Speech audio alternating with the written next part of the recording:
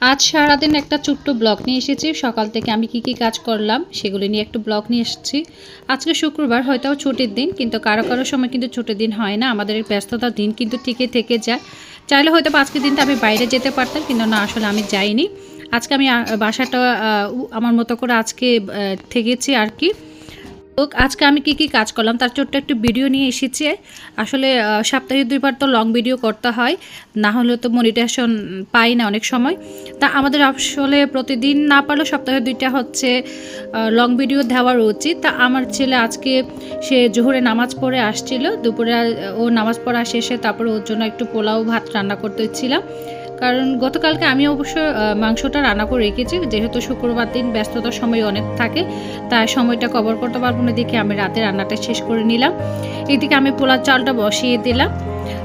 চুলা চালটা বসে দিয়ে আমার পেঁয়াজের পরিমাণ খুবই কম ছিল, কারণ আমার পেঁয়াজ শেষ হয়ে গেছিলো আনতে, আর ভুলে গিয়েছিলাম, দোকান বন্ধ ছিল। তা আমি নিতে পারি নাই, আমি যাটুকু ছিল তাটুতে দিয়ে আমি পোলাওটা রান্না করেছি। তবে পোলাওটাকে খেতে বেশ দারুণ ছিল। আর এদিকে দেখছি আমার ছেলে সে পেয়ারা নিয়ে আসলো, বলতে যে আম্মু এগুলি খাবো, আমি ওকে প্লেটে করে দিলাম। এদিকে দেখলাম যে আমার পোলাও ভাত অনেকটা প্রায় হয়ে এসেছে। ওইদিকে দেখতেছি আমার ছোট ছেলে আয়ান, সে তো খুবই দুষ্ট। এক হচ্ছে তার হাতে কেন আমি মোবাইলটি দেইনি, সে আমার সাথে জেদ করে রাগ করে। দেখেন কি অবস্থা তার। প্রত্যেক বাড়িতে মনে হয় এরকম বাচ্চারা এরকম করে, সেটা আমিও জানি। কিন্তু দিন দিন যে তাদের যে মোবাইলের প্রতি যে আসক্তি বেড়ে যাচ্ছে। এদিকে চোর বড় ভাই মজা নিচ্ছে ওর এই কান্নাটা দেখে, আর ও ছোটো ভাই এরকম দুজনে ইয়ার্কি মস্কারি করতেই থাকে আসলে।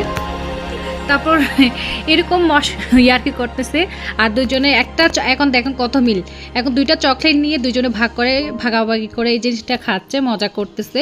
আসলে তাদের সময়গুলো, তাদের এই বয়সগুলো হয়তো বা আর কখনো ফিরে পাবে না। একটা সময় এরা এরকম থাকবে না।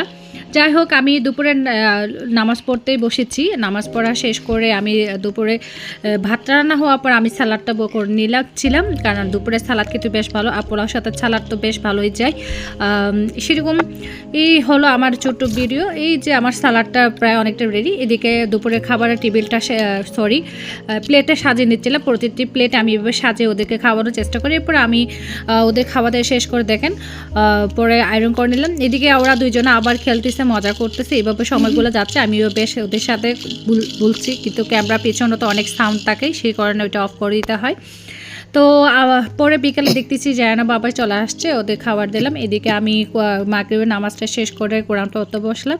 এই হলো আমার আজকের ছোট ব্লগটি, শেয়ার করবে।